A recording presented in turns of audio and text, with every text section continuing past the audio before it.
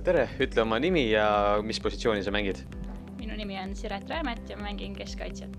Mis oli kõige hullem asi, mida sa lapsena tegid? Ühe korra lapsena võtsin ma sahtlist veekindlad markerid ja sodisin siis köögikapid sellega täis. Sa oled kindlasti mingi käki kunagi kokku keeranud, millest siiamaani keegi mitte midagi ei tea. Nüüd on aeg see välja rääkida. Muideks ei olegi. Mis on su kõige veidram harjumus? Seistes tõmbal ma varbad kronksu. Ehk ma seisan niimoodi, et varbad on kronksus. Kui sul oleks võimalus abielluda superkangelasega, siis kes see oleks ja miks?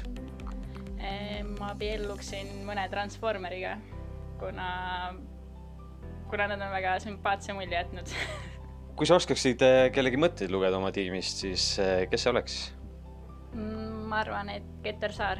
Kuna ta on päris palju ajast mängust on suluseisus, siis ma tahaksin teada, mida ta mõtleb sellel ajal. Ja kes on jalgpallis tähtsam, kas ründaja või väravaht? Väravaht. Kui sa saaksid ühest poest tasuta shopata, siis mis pood sa oleks? Ma arvan Sportland äkki.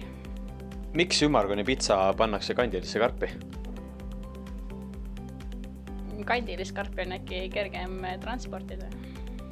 Messi või Ronaldo? Ronaldo. Väga hea, aitäh sulle!